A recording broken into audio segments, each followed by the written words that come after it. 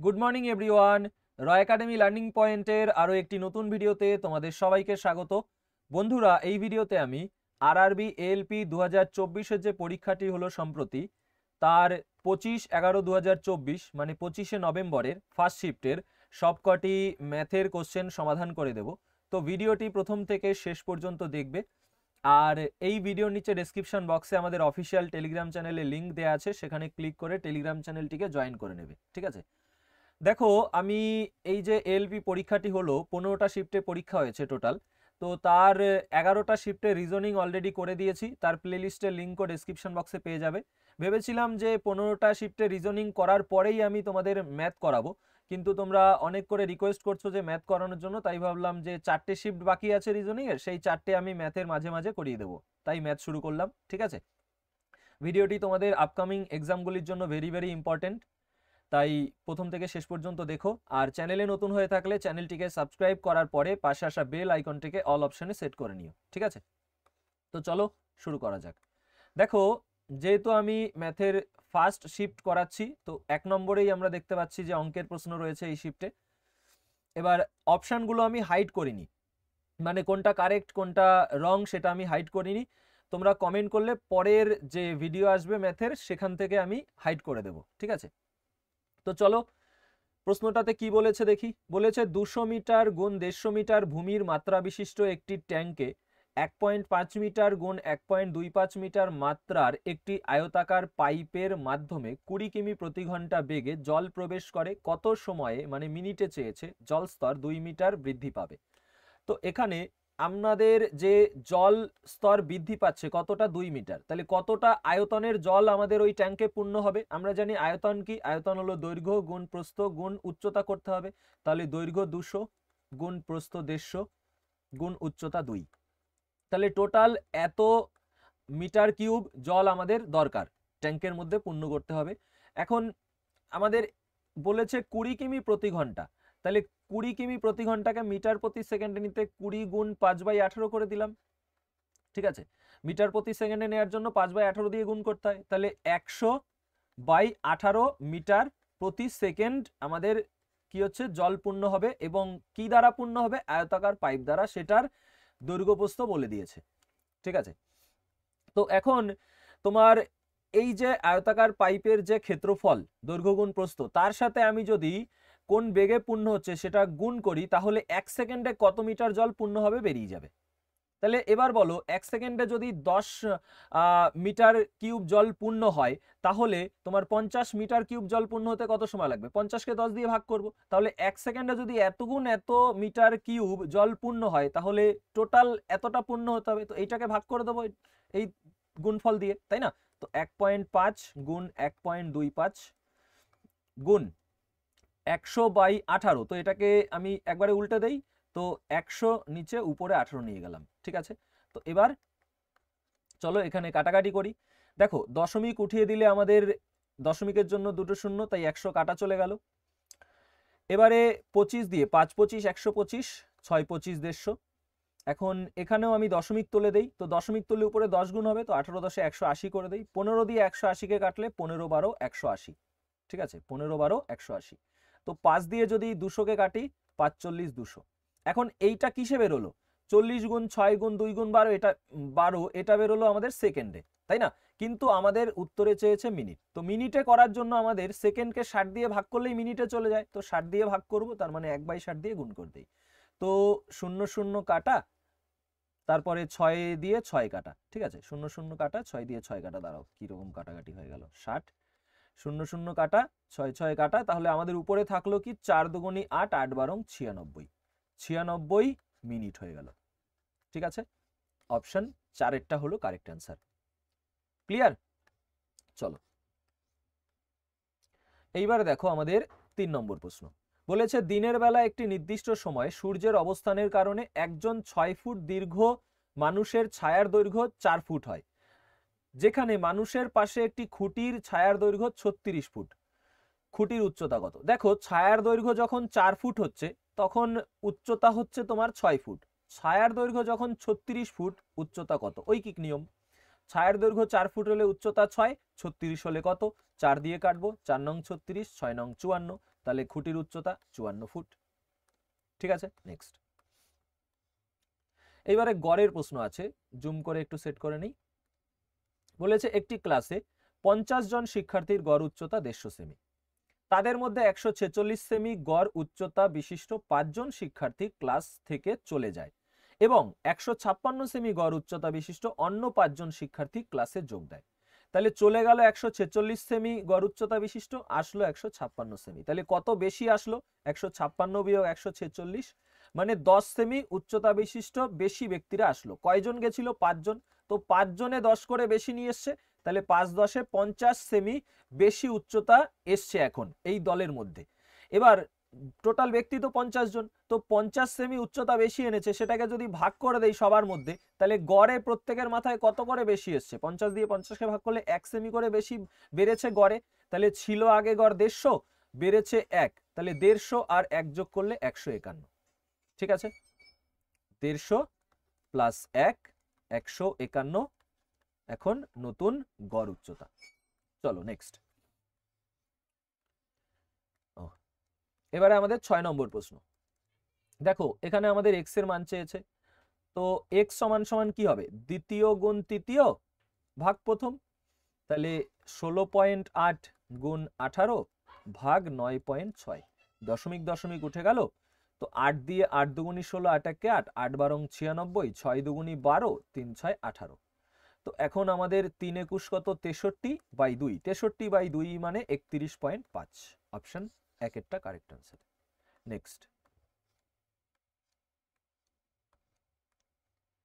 এইবারে দেখো আমাদের 11 নম্বর প্রশ্ন। বলেছে একজন দোকানদার 5% 4% ধারাবাহিক ছাড় প্রদান করে, যা ড্যাশের একটি একক ছাড়ের সমতুল্য। তো 5% প্রথমে, পরে আবার 4, তো ছাড় মানে মাইনাস, তো প্রথমে 5 মাইনাস, তারপরে আবার 4 ছাড় মানে -4, মাইনাসে মাইনাসে হিসাব করে প্লাস। এবার 5 গুণ 4 করতে হয়, তো 4 5 20/100, 0 0 কাটা। তো এখানে আমাদের 5 আর 4 9 মানে -9 যোগ 0.2, তো 9 প্লাসে মাইনাসে মাইনাস, 9 থেকে 0.2 গেলে 8.8, তো -8.8 আমাদের অ্যান্সার। ঠিক আছে, কত শতাংশ ছাড় হবে? 8.8%। ক্লিয়ার? চলো, ভেরি গুড। নেক্সট। রিজনিং এর গুলো আগে করে দিয়েছি, তো যারা দেখোনি দেখে নিও। ঠিক আছে, প্লেলিস্টের লিঙ্ক তো আছেই ডেসক্রিপশন বক্সে। এইবারে আমাদের 21 নম্বর প্রশ্ন, এটাকে জুম করে সেট করে নেই। খুবই ভালো প্রশ্ন, ইম্পর্টেন্ট টাইম অ্যান্ড ডিস্টেন্সের কোশ্চেন। কোশ্চেনটা আমি দুটো মেথডে দেখাবো, একটা হলো আমাদের বেসিক মেথড, মানে যা কোশ্চেনের মধ্যে দিয়েছে সেই সংখ্যাগুলো দিয়েই, আর একটা আমাদের অ্যাজিউম করে নিয়ে মেথড 1। মেথড 1-এ আমরা কি দেখব? বলেছে একটি গাড়ি 3 কিমি এর পরপর 4টি দূরত্ব যথাক্রমে 10 কিমি প্রতি ঘন্টা, 20 কিমি প্রতি ঘন্টা, 30 কিমি প্রতি ঘন্টা, 60 কিমি প্রতি ঘন্টা বেগে অতিক্রম করে। সমগ্র যাত্রায় গাড়িটির গড় গতি কত? তো আমরা যেহেতু গড় গতি চেয়েছে, মানে অ্যাভারেজ স্পিড চেয়েছে, সেটা কি হয়? অ্যাভারেজ স্পিড হয় total distance by total time. আর আমরা জানি টাইম সমান সমান ডিস্টেন্স আপন স্পিড, তাই তো? তাহলে টোটাল ডিস্টেন্স কত? দেখো 3 কিমি করে 4টি দূরত্ব, তার মানে 3 গুণ 4, টোটাল ডিস্টেন্স 12 কিমি। এবার টোটাল টাইম কত? প্রথমে 3 কিমি, দেখো টাইম বের করার জন্য ডিস্টেন্সকে স্পিড দিয়ে ভাগ করব। 3 কিমি গেছে 10 কিমি প্রতি ঘন্টা বেগে, তাহলে ডিস্টেন্স আপন স্পিড। প্রথমে 3 কিমি যেতে এত সময় লেগেছে, পরের 3 কিমি যেতে 3/20 সময় লেগেছে, পরের 3 কিমি যেতে 3/30, কারণ দেখো ডিস্টেন্স 3, তাকে আমরা স্পিড দিয়ে ভাগ করছি, সময় বেরিয়ে যাচ্ছে। পরের 3 কিমি যেতে আবার 3/60 সময় লেগেছে। তো এটা সমাধান করলেই অ্যান্সার হয়ে যাবে। তো 3 4 কত? 12, নিচে আমাদের এদের এলসিএম করলে 60, 10 দিয়ে করলে 6 10 60, তো 3 6 18, তারপরে 20 দিয়ে 3 20 60, 3 দুগুণী 6, 30 দিয়ে 30 দুগুণী 60, 3 দুগুণী 6, সরি কি করলাম, 20 দিয়ে 3 20 60, 3 3 9 হবে এটা। 30 দিয়ে 30 দুগুণী 60, তো 3 দুগুণী 6, 60 1 60, 3। তো দেখো এখানে আমাদের 12 গুণ, এবার এই ভাগটাকে গুণ করে দিয়েছি তাই এটা উল্টে যাবে, তো 60 আমাদের উপরে চলে গেল, আর নিচে হবে 6 3 9 9, 18 দুগুণী 36, 12 দিয়ে কাটলে 3 12 36, 3 20 60, তাহলে কত হচ্ছে? 20 কিমি প্রতি ঘন্টা অ্যাভারেজ স্পিড। এটা গেল আমাদের মেথড 1। এখন এখানে মেথড 2 দেখাবো, আমি অন্য আর একটা মেথড দেখাবো, ঠিক আছে, মেথড 2। এই ক্ষেত্রে আমরা যে স্পিডগুলো বলে দিয়েছে সেই স্পিডগুলোর থেকে আমরা একটা ডিস্টেন্স অ্যাজিউম করে নেব। আমরা 3 কিমি বলেছে না, এখানে আমরা 3 কিমি না, আমরা যে কোনো একটা ডিস্টেন্স অ্যাজিউম করে নেব। দেখো 10, 20, তারপরে তোমার 30, 60, কি ডিস্টেন্স অ্যাজিউম করব, কিভাবে করব, সেটার মেথড হলো এদের লসাগু নিতে হয়। তো এদের যদি লসাগু নেই, লসাগু নিলে 60 হবে। তো 10 দিয়ে করলে 6 10 60, 20 দিয়ে করলে 3 20 60, 30 দিয়ে করলে 30 দুগুণি 60, 60 দিয়ে করলে 60 একে 60। এই যে এটা হলো আমাদের ডিস্টেন্স। 10 কিমি প্রতি ঘন্টা বেগে 60 কিমি গেছে, সময় লেগেছে 6 ঘন্টা, এটা হলো সময়। ঠিক আছে, 6 ঘন্টা। 20 কিমি প্রতি ঘন্টা বেগে 60 কিমি গেছে, সময় 3 ঘন্টা। 30 কিমি প্রতি ঘন্টা বেগে 60 কিমি গেছে, সময় লেগেছে 2 ঘন্টা। 60 কিমি প্রতি ঘন্টা বেগে 60 কিমি গেছে, সময় লেগেছে 1 ঘন্টা। ঠিক আছে, তাহলে এখানে আমাদের সেই অ্যাভারেজ স্পিড যদি করি, আমি অ্যাভারেজ স্পিড হলো total distance by total time. তো টোটাল ডিস্টেন্স কত, দেখো 60 কিমি করে 4 বার গেছে, তাহলে 60 গুণ 4। আর টোটাল টাইম কত, 6 3 9 10 11 আর 1 12, কাটাকাটি করব, অ্যান্সার বেরিয়ে যাবে 5 12 60, 4 5 20। তো 20 কিমি প্রতি ঘন্টা। ঠিক আছে, বুঝতে পেরেছো? ক্লিয়ার হয়েছে? Very good. চলো নেক্সট। দেখো ম্যাথের যে পেইড কোর্স রয়েছে সেখানে আমি যে বইটা করিয়েছি, এই কোশ্চেন করিয়েছি আমি এরকম প্যাটার্নের। আর ওই বইটা তোমাদের খুবই ইম্পর্টেন্ট, যারা করনি করে নিও। ইউথ কম্পিটিশন টাইমসের RRB 2024-এর যে বইটা সেটা। ঠিক আছে, এবার দেখো বলেছে 3-এর প্রথম 25টি গুণিতকের গড় কত। তো 3-এর প্রথম গুণিতক কত, 3, তারপরে 3 দুগুণি 6, এইভাবে করে শেষ 25তম গুণিতক কত, 3 25 75। তাহলে আমাদের যখন গড় চায় তখন প্রথম আর শেষটাকে যোগ করতে হয়। তো 75 আর 3 যোগ করলে 78, তাকে 2 দিয়ে ভাগ করে দেবো। প্রথম যোগ শেষ ভাগ 2, 39 অ্যান্সার। নেক্সট,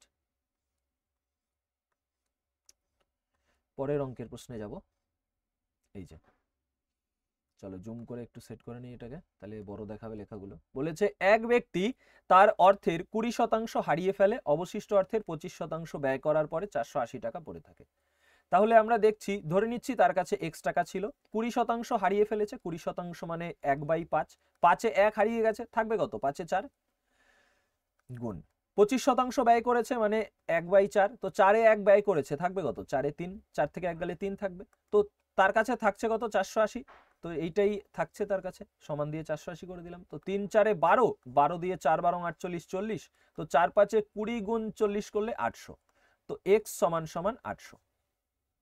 ঠিক আছে, নেক্সট।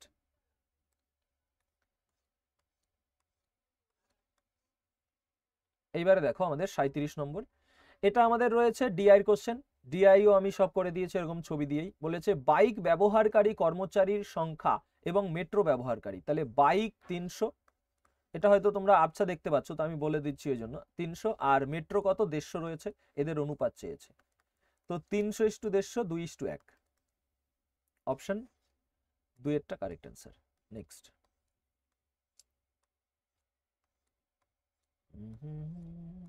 পরের অঙ্ক। দেখো এই 15টা শিফট খুব ভালো করে যেও, কারণ লেটেস্ট আর এই প্যাটার্নই কিন্তু এখন ফলো হবে। ঠিক আছে, প্রিভিয়াস তো থাকবেই, আর এখানে সব প্রিভিয়াস প্যাটার্নই রয়েছে কোশ্চেন। ম্যাথের যা কোশ্চেনগুলো আমি দেখলাম, শুধু রিজনিং এর অ্যানালজি যেটা রয়েছে সেটা একটা নতুন অ্যাড করেছে প্যাটার্ন, ওটা এর আগে আমি পাইনি রেলের এক্সামে। তো এখন আমাদের এই প্রশ্নটা কি বলেছে, বলেছে একটি 3 অঙ্কের সংখ্যা এমন যে এর একক স্থানীয় অঙ্ক, দশক স্থানীয় অঙ্ক, শতক স্থানীয় অঙ্কের অনুপাত এত। তাহলে একক এটা, দশক এটা, শতক এটা। এই সংখ্যাটিকে বিপরীত ক্রমে সাজালে যে সংখ্যাটি পাওয়া যায় সেই সংখ্যাটির সঙ্গে মূল সংখ্যাটি যোগ করলে 1332 হয়। তাহলে মূল সংখ্যাটা কত, দেখো শতক, দশক, একক, তাহলে একক তারপরে দশক তারপরে শতক, এর সাথে এক্স বসিয়ে দিলেই এটা হলো মূল সংখ্যা। ঠিক আছে, সংখ্যা বের করার নিয়ম এটা। যখনই অনুপাত দিয়ে দেবে তখন মূল সংখ্যা একক, দশক, শতক লিখবো, সঙ্গে একটা এক্স বসিয়ে দেবো, তো এটা মূল সংখ্যা। এবার এটাকে যখন আমি বিপরীত ক্রমে সাজাবো, 432টা হয়ে যাবে 2 3 4, মানে 234 হয়ে যাবে, তার সাথে এক্স। তো বিপরীত ক্রমে সাজানোর পরে যদি যোগ করি, যোগ করলে কত পাবো, 1332 পাবো, প্রশ্নে বলেছে। ঠিক আছে, তো এই দুটোকে যোগ করলে কত হবে, 32 34 66 আর 4 2 6, 666 এক্স 1332, 666 দুগুণই 1332 হয়, তো এক্স হলো 2।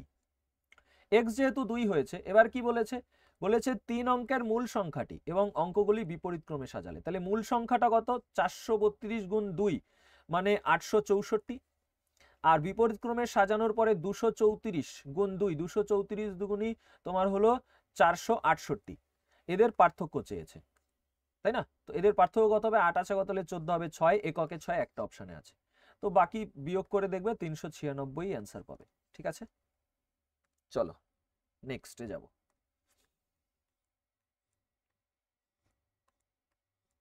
আচ্ছা, এই যে একটা অঙ্ক ছিল 48 নম্বর, বলেছে 5, 7, 10 সেমি বাহু বিশিষ্ট একটি ত্রিভুজের ক্ষেত্রফল এত ক্ষেত্রফল নির্ণয় করো। তো বাহু এ, বি আর সি, তিনটে বাহু, এবার এদের ক্ষেত্রফল বলেছে।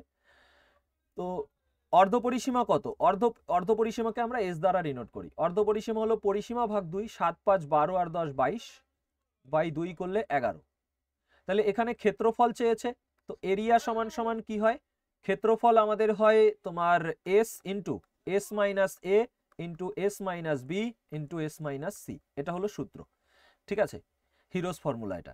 তো এখন এখান দিয়ে ক্ষেত্রফল করব, তো এস এস কত, 11, তো 11 গুণ 11 থেকে এ, 11 থেকে 5 গেলে হয়ে যাবে 6, তারপরে 11 থেকে 7 গেলে হয়ে যাবে তোমার 4, 11 থেকে 10 গেলে হয়ে যাবে 1। তো এটা সমাধান করলেই অ্যান্সার। তো 4 বর্গমূল 2, 6 11 66 ভিতরে থেকে যাবে 2√66। ঠিক আছে, নেক্সট। আচ্ছা, এইবারে দেখো চক্রবৃদ্ধি সুদের অঙ্ক। সুদ বার্ষিক দেয় হলে 11,000 টাকা অর্থরাশির উপর বার্ষিক 4% হারে 2 বছরে চক্রবৃদ্ধি সুদ কত। তো 11,000-এর উপরে 4% হারে, তো প্রথম বছরে আমি যদি সরল সুদ বের করি 2 বছরে, তাহলে প্রথম বছরে সুদ কত হবে, শতাংশের জন্য দুটো শূন্য কাটা, 440 হবে, 4 11 44 শূন্য, পরের বছরেও 440। এবার চক্রবৃদ্ধি সুদ মানে সুদের উপর সুদ, তাহলে প্রথম বছরে যে সুদ ছিল তার উপর আবার সুদ পাবো। তো এর যদি 4% সুদ পাই আমি দ্বিতীয় বছরে, তাহলে 4 0 0, 4 4 16 7 আমার 1, 4 4 16 1 17, 2 শতাংশের জন্য 2 ঘর আগে দশমিক। ঠিক আছে, তাহলে এখানে আমাদের কত হলো 17.6। তাহলে প্রথম বছরের সুদ এত, দ্বিতীয় বছরের সুদ এত। যদি সরল সুদ বলতো এই পাশেরটা হতো, আর চক্রবৃদ্ধি সুদ সরল সুদের পার্থক্য হলো এটা, আর চক্রবৃদ্ধি সুদ কত, এই পুরোটা 44 দুগুণী 88 মানে 880-র সাথে 17 যোগ করলে 897.6, এটা আমাদের অ্যান্সার। অপশন 1-এরটা কারেক্ট অ্যান্সার। ঠিক আছে, এটা গেল একটা মেথড। আর একটা তুমি এটাকে সাকসেসিভে নিয়ে নিতে পারো, 4% হারে 2 বছর মানে কি, 4 যোগ 4 যোগ 4 4 16/100, তো কত হবে 8.16। তো ডাইরেক্ট এটার 8.16% বের করা হয়ে যাবে। ঠিক আছে, তো এত শতাংশ গুণ আমি যদি ডাইরেক্ট এটা বের করি, দেখো 11,000 এটা যদি করি, শতাংশের জন্য দুটো শূন্য আমি কেটে দিলাম। ঠিক আছে, এবার এই দুটোকে যদি গুণ করি 11 দিয়ে, 11 দিয়ে গুণ করার সহজ। তো প্রথমে 6 বসাবো, 6 আর 1-এ 7 বসাবো, 8 আর 1-এ 9 বসাবো, 8 বসাবো, একটা শূন্য ছিল বসিয়ে দেবো, 2 ঘর আগে দশমিক বসিয়ে দেবো, অ্যান্সার হয়ে গেল এটা। দেখ, ঠিক আছে, চলো নেক্সট। এইবারে 52 নম্বর, বলেছে দুটি সংখ্যার যোগফল 36, একটি সংখ্যার 5 গুণ অন্যটির 4 গুণের সমান। তো জুম করে নি এটাকে, আর একটু দেখতে সুবিধা হবে। দেখো, একটা সংখ্যার 5 গুণ, তো একটা সংখ্যা x ধরলে সেটা 5x, অন্য সংখ্যার 4 গুণের সমান, তাহলে আরেকটা সংখ্যা y ধরলে 4y। তো এখান থেকে x/y কত পাবো, 4/5 পাবো। তো এদের যোগফল 36 বলেছে, যোগফল কত হচ্ছে, 5 আর 4 9 হচ্ছে, 9 মানেই 36, 4 গুণ। তাহলে চেয়েছে বড় সংখ্যা, বড়টা 5, তাহলে 5 গুণ 4 20, অপশন 4-এরটা। ঠিক আছে, নেক্সট। দেখো 53 নম্বর, নিম্নে প্রদত্ত কোন সংখ্যাটি 11 দ্বারা বিভাজ্য। 11 দ্বারা বিভাজ্যতার নিয়ম কি, সব বিজোড় স্থানের অঙ্কগুলো যোগ করতে হয় আর জোড় স্থানের অঙ্কগুলো যোগ করতে হয়, তারপরে পার্থক্য বের করতে হয়, সেই পার্থক্যকে 11 দিয়ে ভাগ গেলেই বিভাজ্য। তাহলে এখানে অ্যান্সার এটা দেখতে পাচ্ছি, ডাইরেক্ট এটা দিয়েই দেখি, 9 4 13, 13 আর 8 21, 21 আর 4 25। আর জোড় স্থানের অঙ্ক, জোড় স্থান মানে কি, দ্বিতীয় চতুর্থ এগুলো জোড় স্থান, তো 2 6 8, 8 6 14, বিয়োগ করলে 11, 11কে 11 দিয়ে ভাগ করলে মিলে যাবে, 11 1 11, তাই না? তার মানে এইটাই বিভাজ্য, কারেক্ট অ্যান্সারই আছে আমাদের। নেক্সট। এইবারে আমাদের 57 নম্বর প্রশ্ন। দেখো টাইম অ্যান্ড ওয়ার্কের কোশ্চেন দিয়েছে, বলেছে এ একা একটি কাজ 6 দিনে, বি 8 দিনে সম্পন্ন করে। এ 6 দিনে, বি 8 দিনে। এ ও বি 3200 টাকা অর্থরাশির বিনিময়ে কাজটি সম্পন্ন করার উদ্যোগ নেয়। সি এর সাহায্যে তারা কাজটি 3 দিনে সম্পন্ন করে। তাহলে এ যোগ বি যোগ সি, তিনজনে মিলে, সি এর সাহায্যে মানে কি তারা দুজনও করেছে সঙ্গে সি, কয় দিনে? 3 দিনে। তো এদের এলসিএম নিয়ে নেব, টোটাল ওয়ার্ক বেরিয়ে যাবে। তো 24 হবে এলসিএম, 6 দিয়ে করলে 4 6 24, 8 দিয়ে 3 8 24, 3 দিয়ে 3 8 24। তো দেখো এ আর বি দুজনে 4 3 7, এ আর বি যদি 7 হয় সি কত হবে? 1 হবে, কারণ টোটাল 8, 7 আর 1 8 একক কাজ হবে টোটাল, তাই না? একদিনে 8 একক কাজ করবে 3 দিনে। তো এবার বলছে সি কত টাকা পাবে। দেখো তিনজনের ক্ষমতা 8 একক, তো 8 একক মানেই হলো তোমার 3200 টাকা, ক্ষমতা অনুযায়ী টাকা পায়। তাহলে সি এর ক্ষমতা 1 একক, 1 মানে কত? 400। Option 1 correct answer. ঠিক আছে, ক্লিয়ার হয়েছে? Very good. চলো নেক্সট।